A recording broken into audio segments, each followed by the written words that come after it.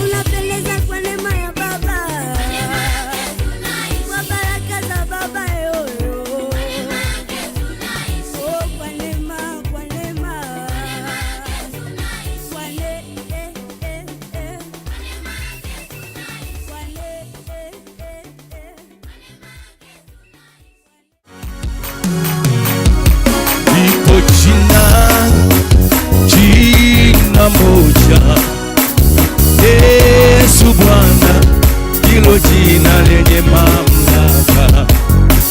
Lipo jina moja Yesu Bwana, hilo jina lenye uweza wote. Lipo jina moja Yesu Bwana, hilo jina lenye mamlaka. Lipo jina, tunaweza tukaimba wote kanisa. Jina moja Yesu Bwana, hilo jina lenye uwezo wote. Lipo jina moja Yesu Bwana, hilo jina lenye mamlaka. Lipo jina la Yesu. Jina moja Yesu Bwana, hilo jina lenye uwezo wote. Tunapolitaja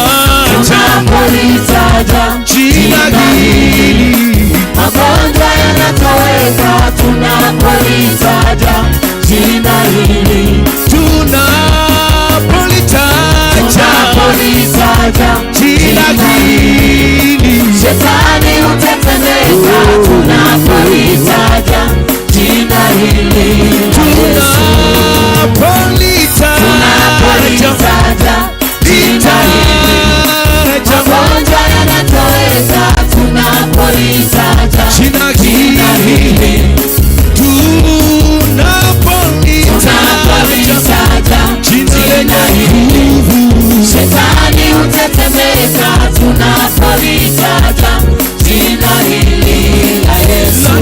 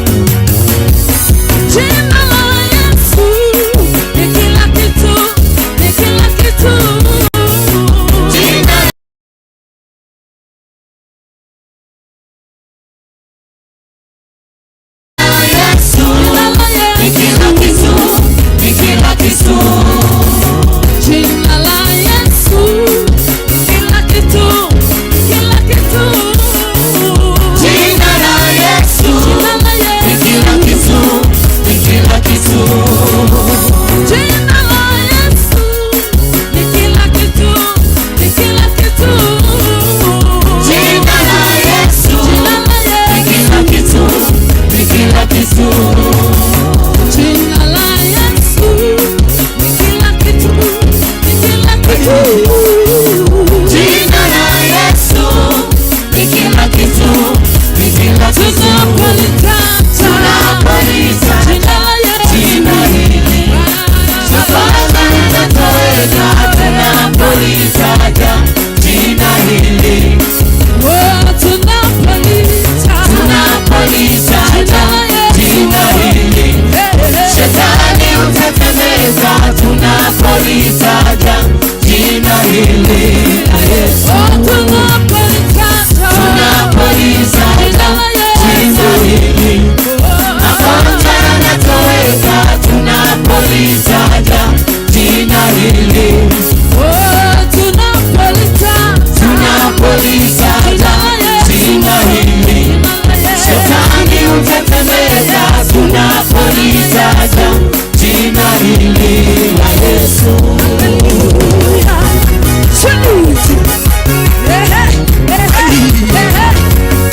Jina la Yesu pekee ni jina lenye uwezo na nguvu.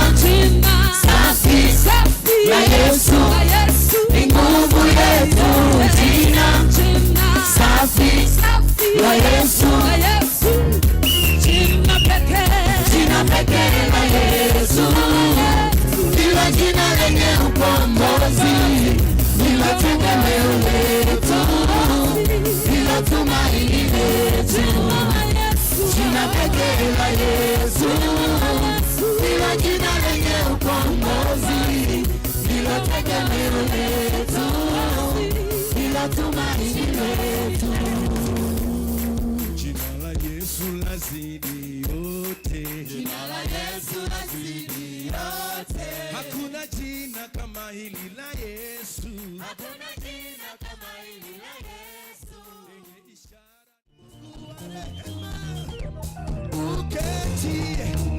Uketie, tunakutukuza. Wewe uliumba lakini haukuumbwa. Ni nani mwingine aliye kama wewe? Uketie, tunakutukuza. Wewe kwa Mungu, Baba yetu,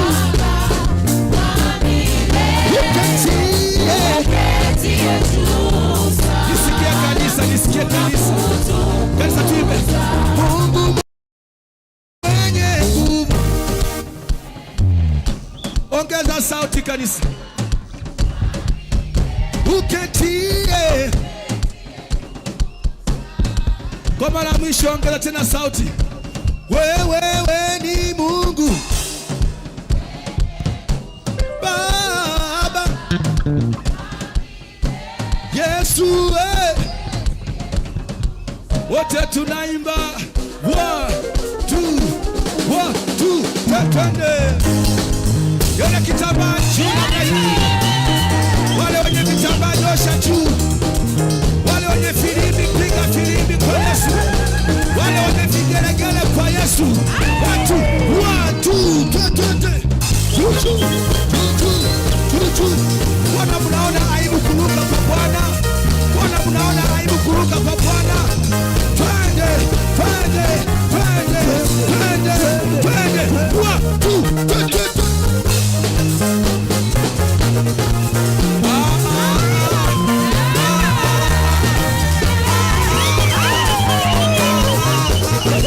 Kuna wengine bado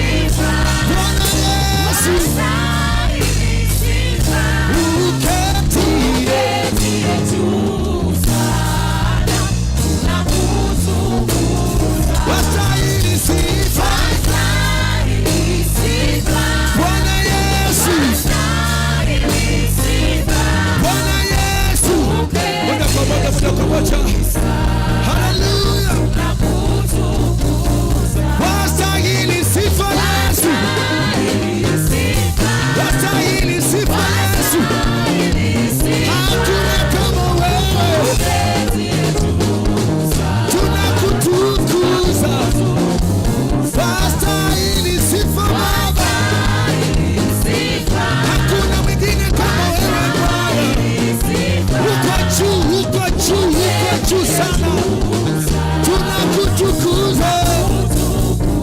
Wastahili sifa Yesu, wastahili sifa Baba. Baba yangu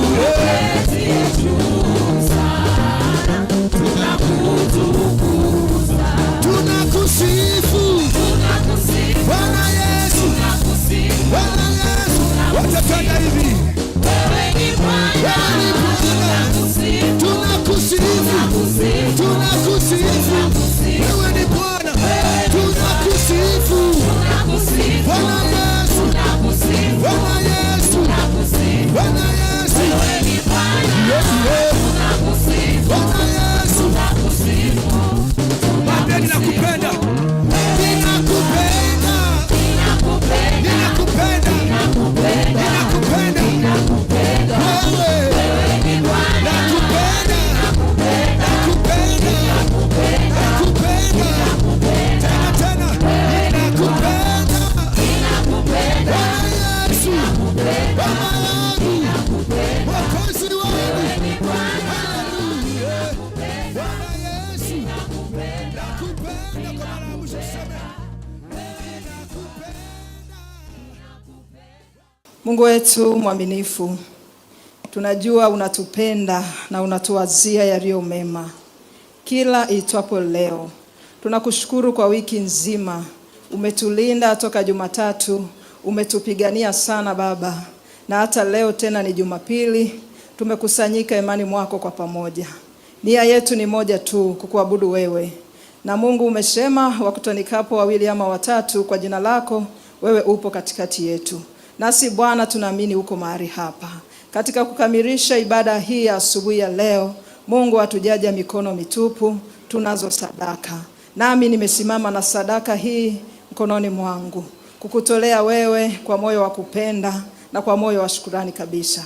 Ninaomba sadaka hii ikakubariki wewe, ikafanye kazi iliyo njema imani mwako. Ninakurudishia sifa Bwana, ninakurudishia utukufu, maana baraka zote zatoka kwako. Na pale tunapotoa tunaamini Mungu unatuzidisha maradufu. Katika jina la Yesu nimeomba na kushukuru. Amen. Amen. Karibuni kwa matoleo.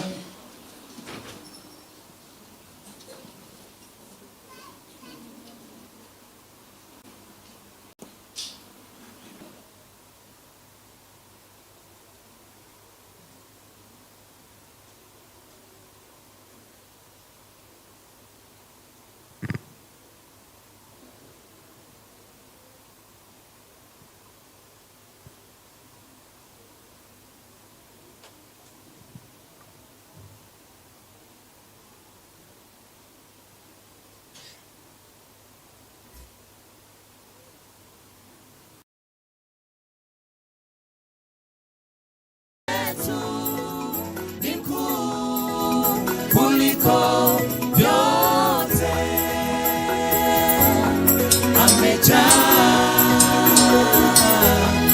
amejaa nguvu, uweza, mamlaka.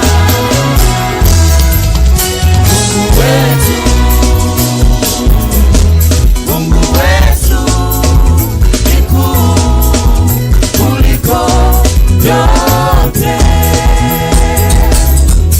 Amejaa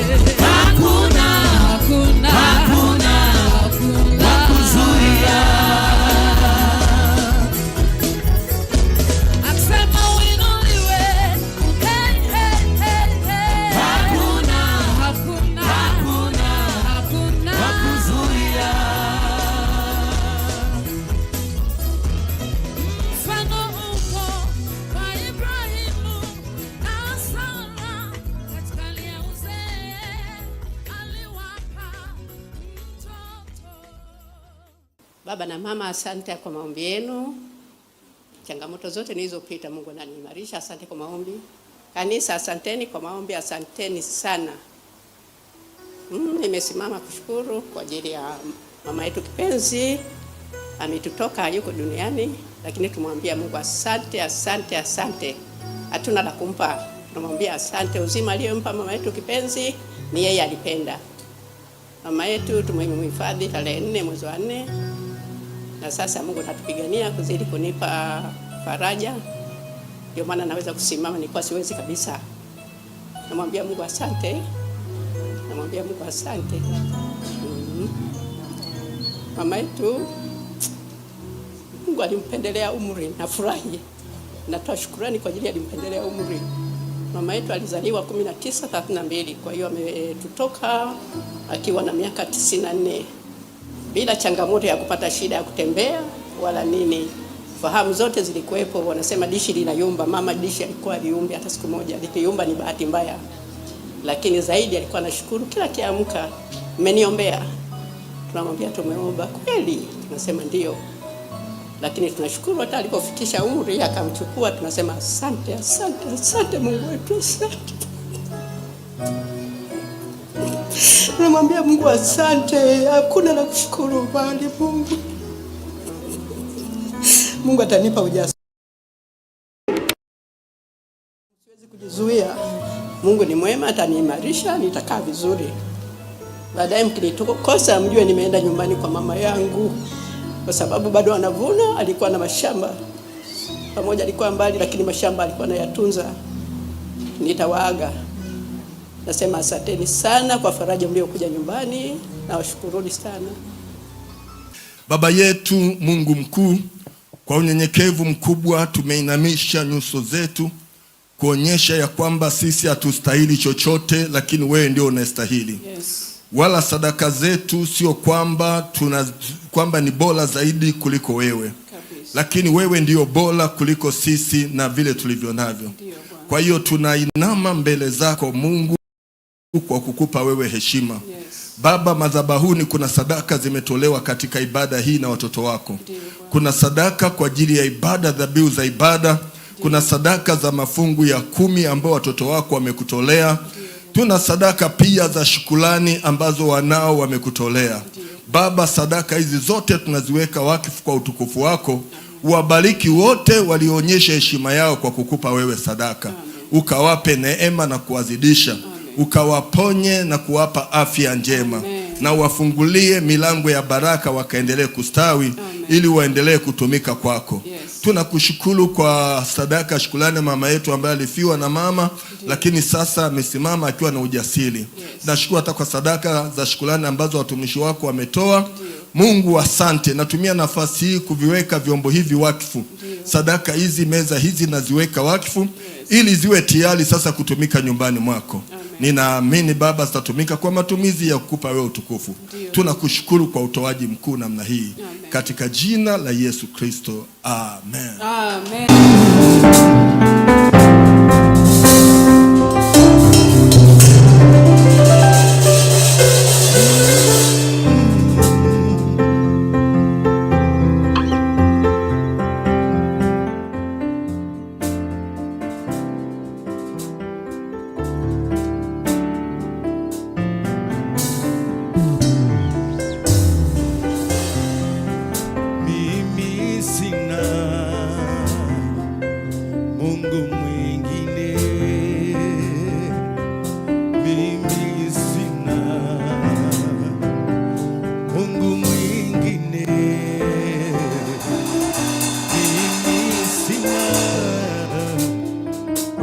Mungu mwingine mimi sina kweli kama wewe, ila wewe Mungu wangu uliumba mbingu na nchi, ninakuabudu ila wewe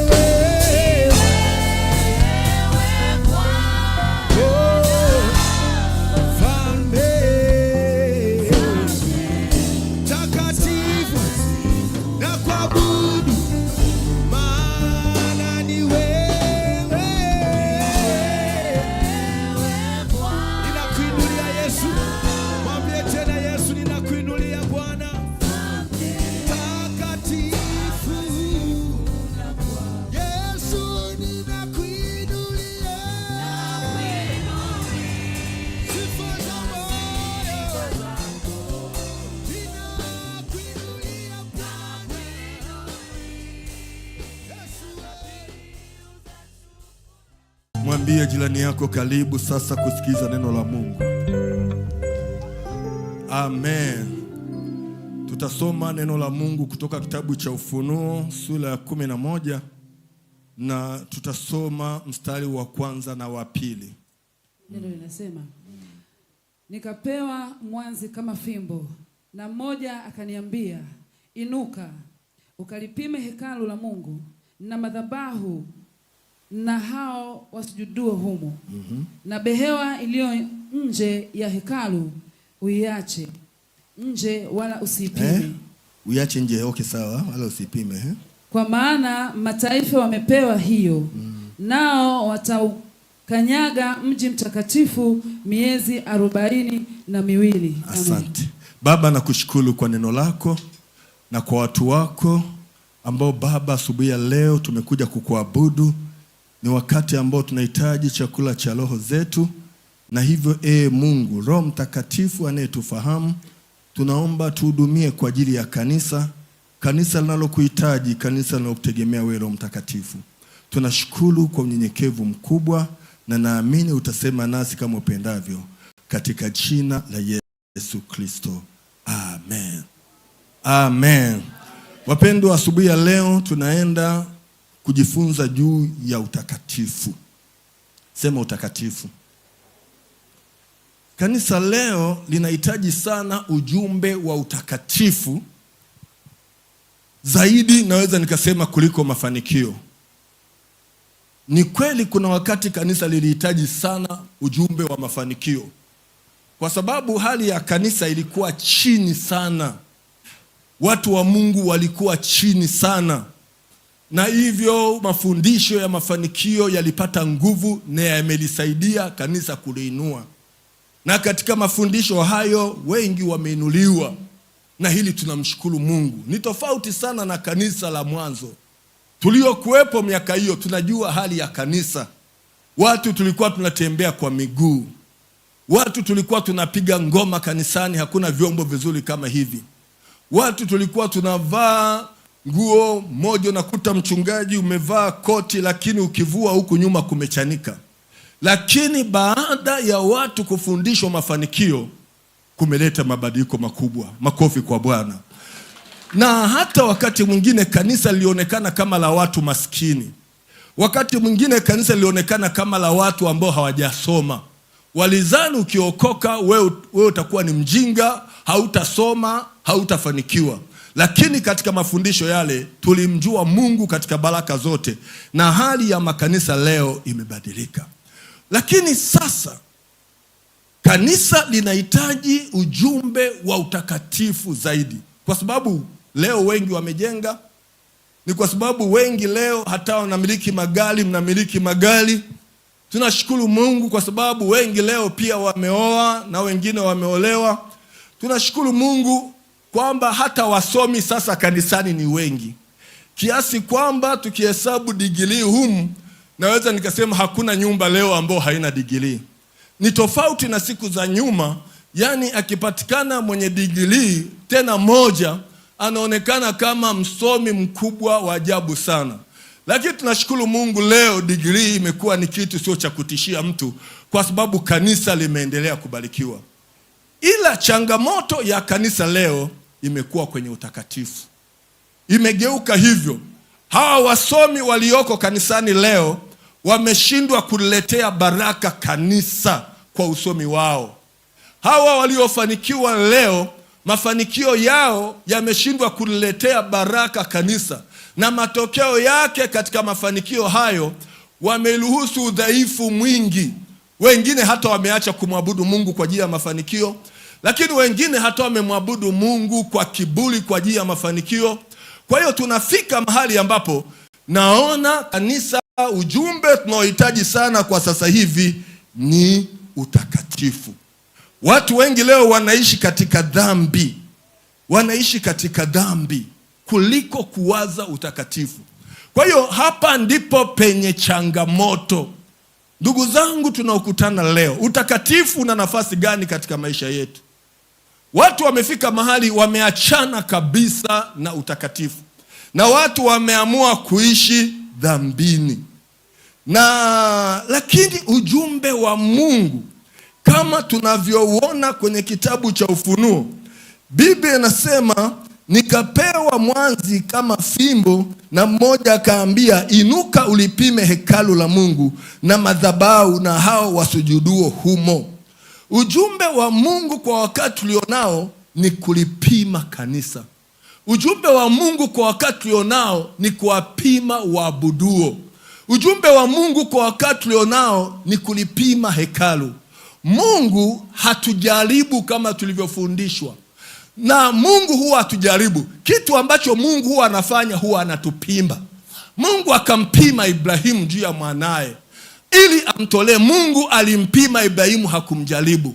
Majaribu yanatoka kwa shetani na majaribu yanatoka kwa tamaa zetu. Kwa hiyo neno la Mungu nasema, Mungu akamwambia malaika yule achukue mwanzi ili alipime hekalu, ili apime madhabahu, ili apime na hao waabuduo. Napenda kuwakumbusha ndugu zangu, Mungu anataka kutupima. Mungu anahitaji kutupima kwa wakati tunao, maana ndio kitu Mungu anachoweza kufanya. Tunaposoma katika kitabu cha Danieli sura ya 5 mstari wa 27, hebu tuangalie Danieli sura ya 5 mstari wa 27, anzia 26 sasa. 26 inasema, na tafsiri ya maneno haya ni hii. Mene, Mungu ametuhesabu ufalme, ameuhesabu ufalme wako na kuukomesha. 27, tekeli umepimwa katika mizani, nawe umeonekana kuwa umepunguka. Tukomee hapo. Mungu akampima mfalme Belshaza. Mfalme Belshaza alipokuwa amejisahau, amefanikiwa, amekaa, amestarehe, Biblia inasema akaagiza vyombo vya nyumba ya Mungu avitumie kwa hanasa. Na alipokuwa anafanya hivyo, ukatokea mkono ukaandika pale ukutani maneno ambao hakuweza kuyasoma na kufahamu maneno yake. Biblia inasema moyo wa mfalme ukafadhaika sana juu ya ule mkono aliouona unaandika. Umetokea wapi? Aliona tu mkono unaandika, na yale maandishi yaliyoandikwa hakuna mtu aliyeweza kuyafahamu. Kwa hiyo mfalme akawaita watu wenye hekima waje wayasome, hakuna aliyeweza. Akawaita na wachawi waje wamsomee, hakuna aliyoweza. Moyo wa mfalme ukafadhaika sana. Ndipo akaambiwa yuko mtu wa Mungu anaitwa Danieli, yeye akija hapa anaweza kukusaidia. Akaitwa Danieli, akafika mahali pale. Alipofika Danieli akaweza kuyasoma yale maneno. Ule mkono ulikuwa umeandika mene, mene, tekeli na pelesi. Kwa hiyo Danieli akaanza kumpatia tafsiri neno moja juu ya moja. Lakini neno tekeli linasema ya kwamba nawe umepimwa, unaonekana umepungua. Ndugu zangu, Mungu huwa hatujaribu, Mungu huwa anatupima. Kwa hiyo Mungu huwa anatupima kuona moyo wetu. Mungu huwa anatupima kuona utakatifu wetu. Mungu si anayetuletea majaribu. Majaribu yanatoka katika tamaa za mtu mwenyewe.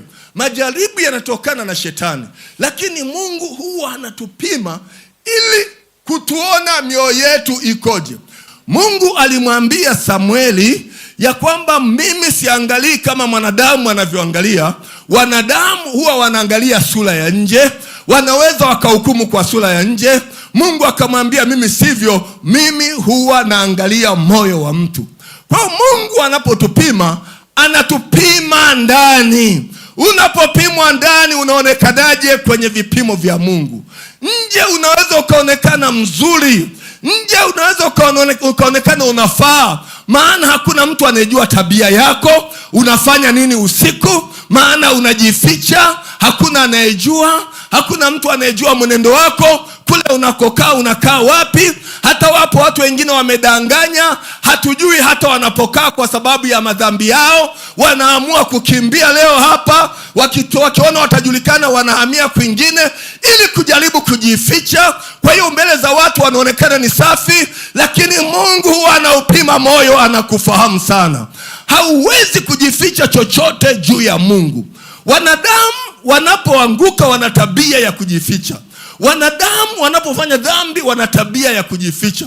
Tunaona hata katika bustani ya Edeni, baada ya Adamu kula lile tunda na mkewe Hawa, wakasikia sauti ya Mungu anatembea kuja kuwatembelea.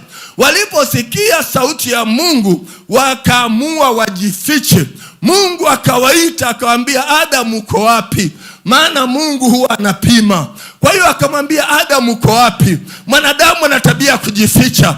Hata wengi leo wanajificha maovu yao. Hata hivi leo umejificha. Kuna watu wana mke zaidi ya mmoja. Kuna watu wameolewa zaidi ya mume mmoja. Kuna watu wanakona pembeni, lakini wamejificha na wanaingia kanisani wanaabudu. Kuna watu hawajaolewa lakini wanaendelea kuzaa. Kuna watu hawajaolewa lakini wanaendelea kutembea huko nje na wanajificha. Na kwa kweli mchungaji hajui, na kwa kweli mzee wa kanisa hajui. Ninawaambia, huwezi kumficha Mungu kitu. Unaweza ukamficha mchungaji, unaweza ukalificha kanisa, unaweza ukawaficha watu, lakini Mungu huwezi kumficha. Bwana Yesu atusaidie sana. Kwa hiyo anasema ulipime hekalu. Maana yake nini?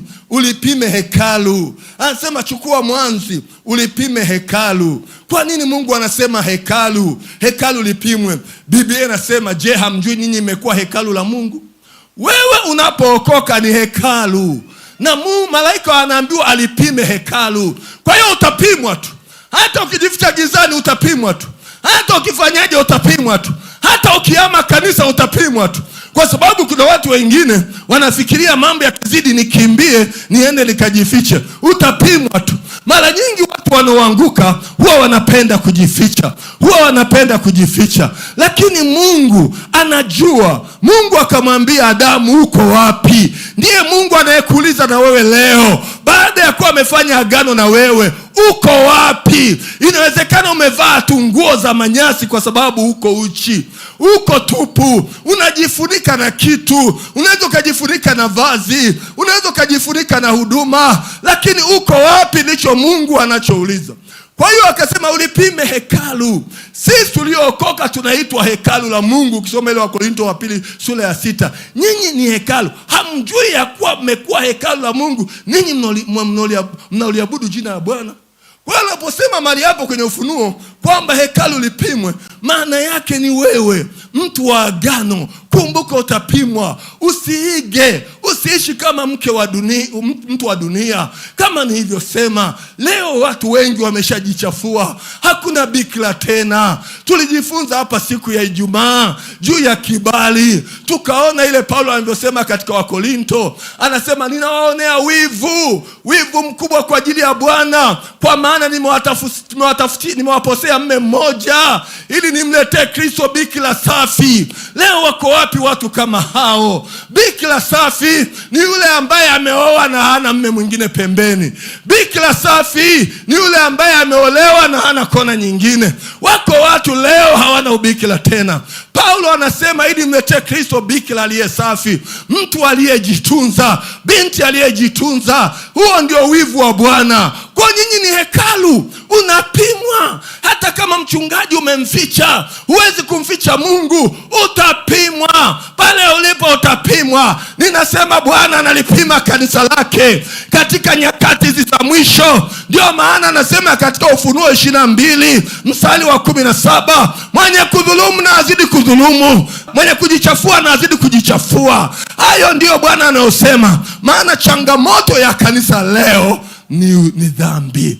Changamoto ya kanisa leo ni utakatifu. Wako watu wanadhulumu, wako watu wanaua, wako watu wanaiba, wako watu wanafanya mabaya kila namna. Kwa hiyo ndio changamoto. Changamoto ya kanisa leo, tunasahau kuishi kwenye utakatifu. Lakini Biblia inasema tafuteni kwa bidii kuwa na amani na watu wote, na huo utakatifu ambao hakuna mtu atakayemwona Mungu asipokuwa nao. Utakatifu ni wa muhimu sana kuliko hata kalama zetu. Utakatifu ni wa muhimu sana kuliko hata mali zetu. Utakatifu ni wa muhimu sana kuliko hata majumba yetu. Utakatifu ni wa muhimu sana katika maisha yetu. Na tunapoishi katika utakatifu, tunatengeneza baraka mpaka kwa watoto wetu. Kuna watu ambao watoto wao hawatafanikiwa kwa sababu wao wameyakoroga huko mbele. Daudi alikuwa mwaminifu, tumefundishwa hapa. Alipokuwa hana kitu, Daudi akawa mwaminifu. Hata alipokutana na Sauli, Daudi hakumuua Sauli. Akasema siwezi kumuua. Akakata tu pindo la vazi la Sauli. Lakini baadaye moyo wake ukatetemeka sana. Lakini baadaye Daudi alipoinuka, akamuua mtumishi wake. Ndivyo ambavyo wakati mwingine tumefanya hivyo. Leo kanisa ni kama tumefanikiwa.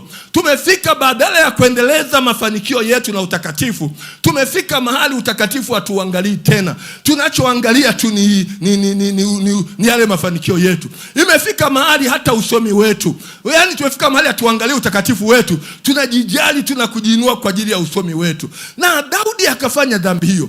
Dhambi aliyoifanya Daudi ilikuja kutesa watoto wake mpaka kizazi cha ngapi? Kwa ile dhambi. Dhambi unayoifanya unatengeneza laana kwa watoto wako. Dhambi unayoifanya inaenda kwenye damu yako, na watu wa damu yako watalipiwa kisasi kwa sababu ya dhambi zako. Malaika akaambiwa na Mungu, uchukue mwanzi ulipime hekalu.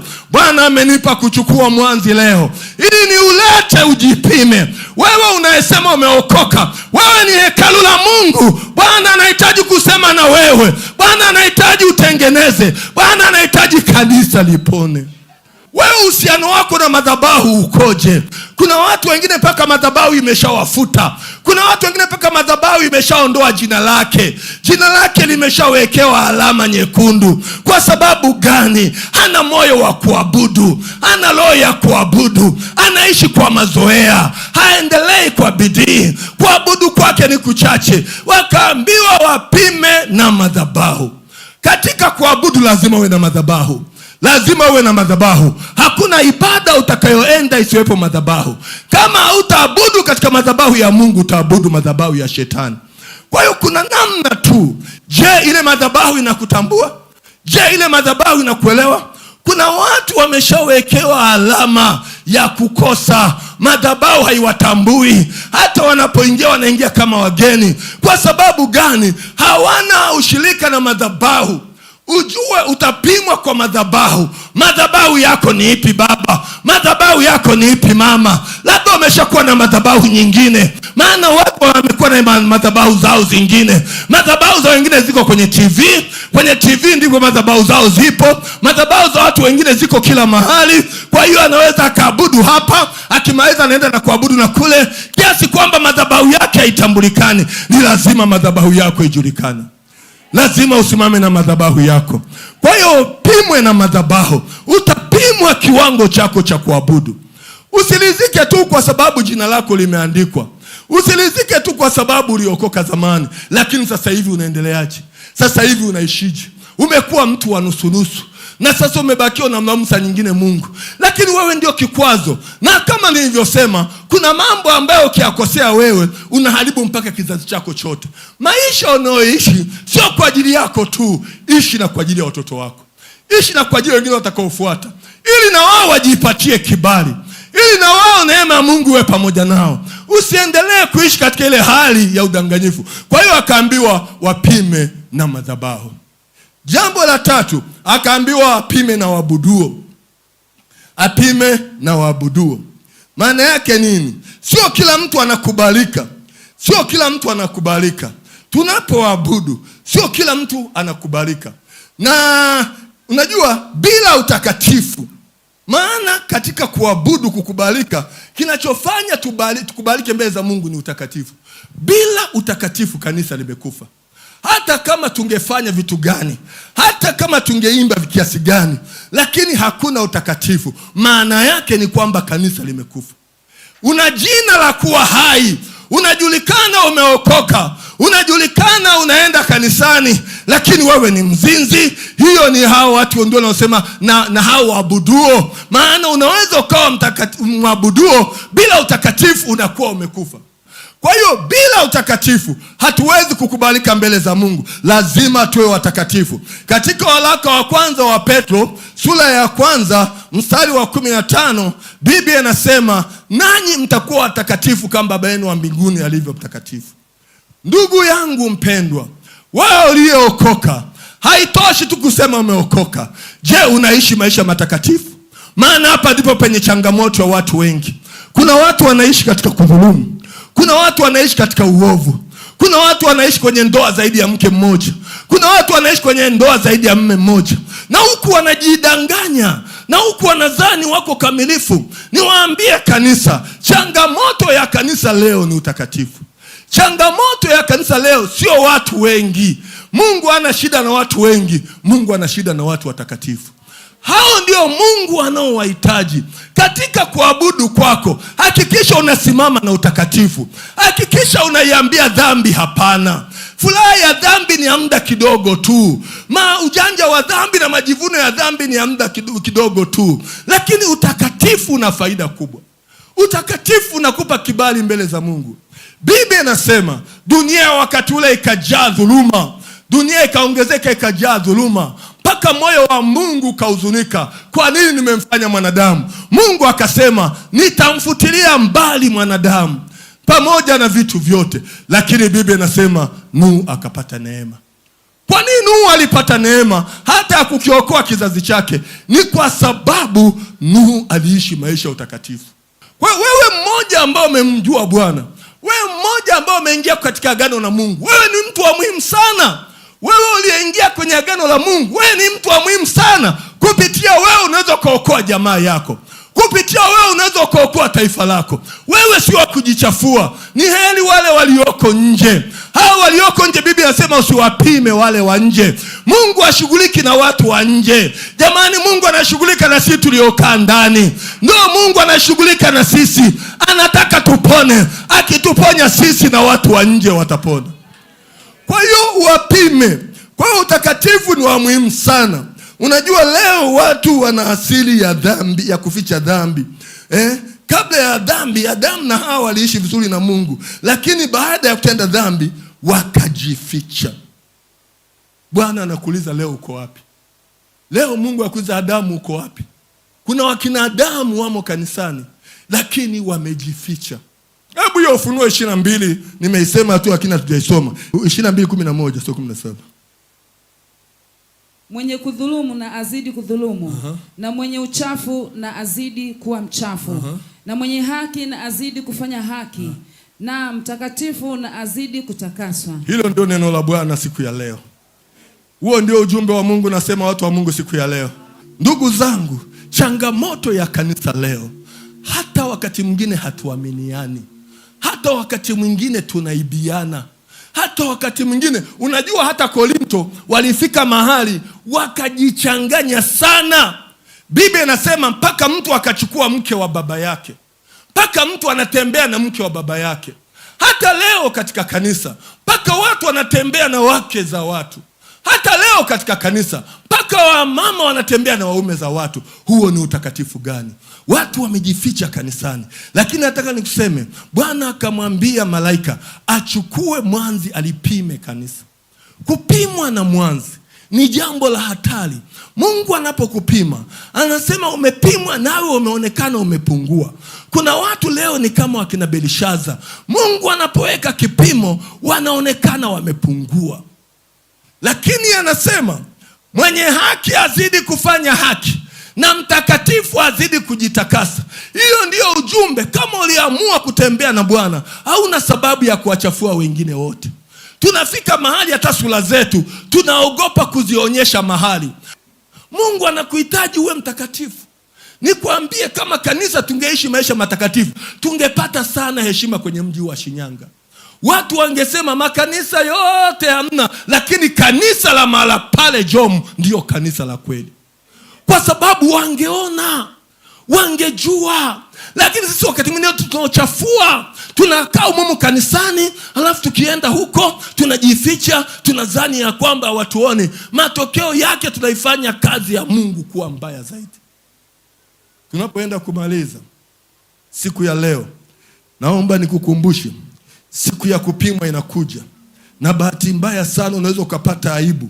Maana watu watasema, si ndio alikuwa anatuhubiri kabisa utakatifu? Si ndio alikuwa anatuimbia kabisa wimbo tuje tumche Bwana tufanyeje? Na yeye amempata haya. Unajua, ni kama vile ambavyo shetani baada ya kuanguka malaika walivyomshangaa. Wakasema, imekuwaje ameanguka huyu aliyekuwa kerubi mkubwa? Wakamshangaa. Na wewe umekuwa kama sisi? Na wewe umekuwa katika hali kama hii? Ninawaomba watu wa Mungu. Najua Mungu amefanya kazi kubwa wakati wa mafundisho ya mafanikio.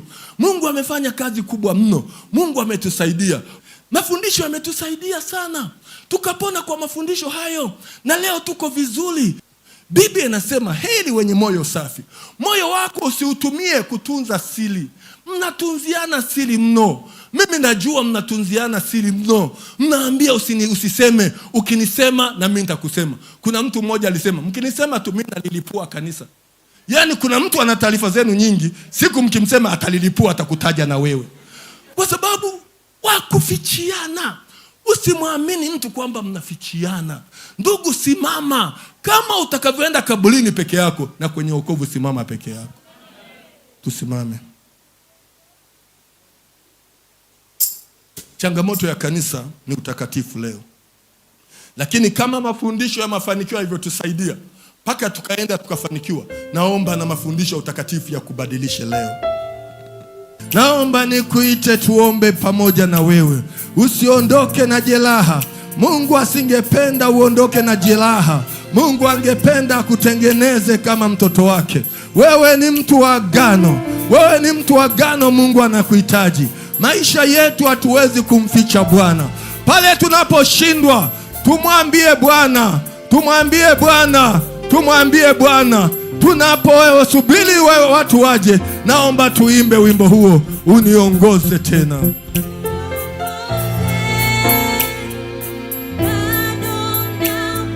Bado una nafasi nzuri. Mungu anakujua. Mungu alimwambia Samueli, haangalii sura ya nje. Mungu anatupima ndani ya mioyo yetu.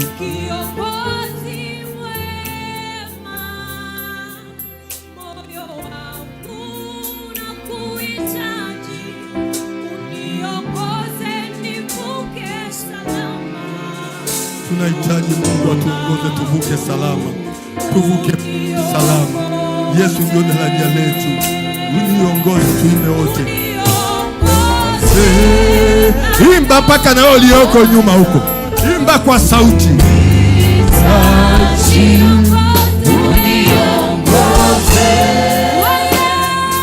Yesu, kiongozi mwema. Moyo wangu unakuhitaji. Niongoze nivuke salama. Mungu wangu uniongoze.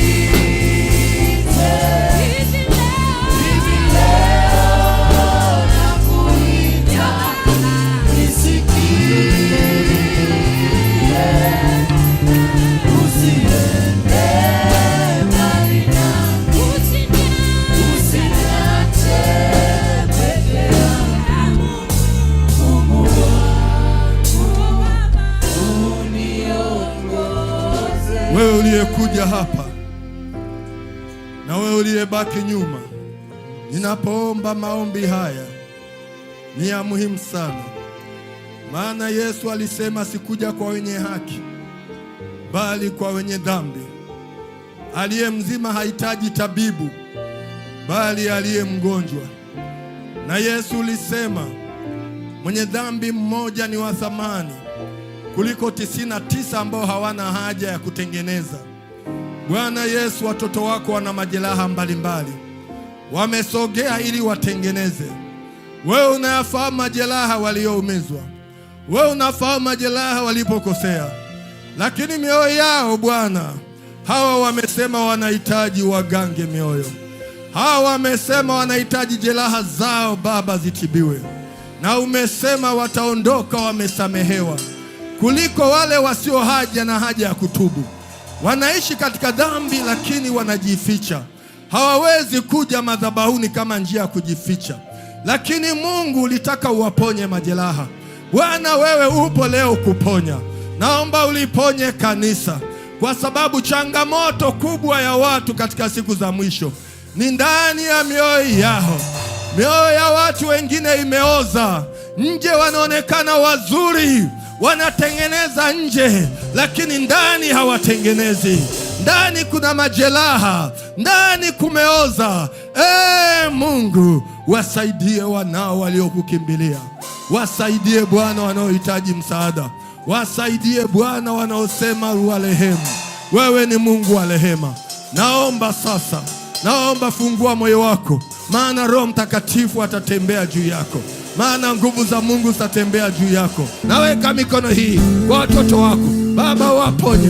Ponye mtoto huyu mdogo. Shetani huwa anaweza kaleta hata shida kwa watoto, lakini Bwana ulishinda. Baba, mponye mama huyu, ponya moyo wake na maisha yake yanahitaji msaada wako, na nyumba yake inahitaji uponyaji wako. Mungu, naomba uzima, naomba uzima. Nimeweka mikono kwa wagonjwa. Yesu, natamka afya njema kwa jina Yesu. Bwana akuponye. Nafungua vifungo juu yako, nafungua roho ya magonjwa. Bwana akuponye kwa jina la Yesu. Pokea uzima katika jina la Yesu, katika jina la Yesu. Mungu wetu na Baba yetu, tuna kila sababu ya kusema asante mbele zako Bwana. Ninakushukuru kwa sababu umetukumbusha kwa habari ya utakatifu. Tunaamini Mungu unatamani ile siku ambayo utakuja kulichukua kanisa lako, nasi tuwe wamoja kati ya wale wengi watakaotwaliwa. Mungu, asante. Tusaidie hata Roho Mtakatifu kusikia maneno haya ya uzima, ili tutengeneze na wewe, ili tufanywe kuwa upya tena. Asante kwa mtumishi wako ambaye amesema nasi tena kwa moyo uliojaa uzito mkubwa. Mungu, tupe masikio ya kusikia kama watoto wake. Tusaidie Mungu, saidie kanisa lako hata tunapotoka kwenye malango yako mahali hapa patakatifu. Mungu, tunaomba neno hili likazidi kusema ndani ya mioyo yetu, tufanyike baraka hata kwa wengine ambao hawajasikia. Sisi tuwe mbegu njema. Tunatoka mahali hapa tukiwa tumefunikwa na nguvu zako na uwepo wako. Tembea nasi Bwana hata katika hii wiki yote inayoanza kesho mpaka tutakapokutana tena mahali hapa. Mungu, uwepo wako na nguvu zako ukatufunike. Utabariki hata kazi zetu, utabariki tena na mioyo yetu, utazidi kutulinda hata na familia zetu. Tunajiweka wote mikononi mwako Mungu, tutangulie sasa. Ni katika jina la Baba, la Mwana na la Roho Mtakatifu nimeomba na kushukuru. Amen. Amen. Mwende na amani ya Bwana. Tunaye Mungu, Mungu mwenye nguvu, Bwana wa vita ndilo jina lake.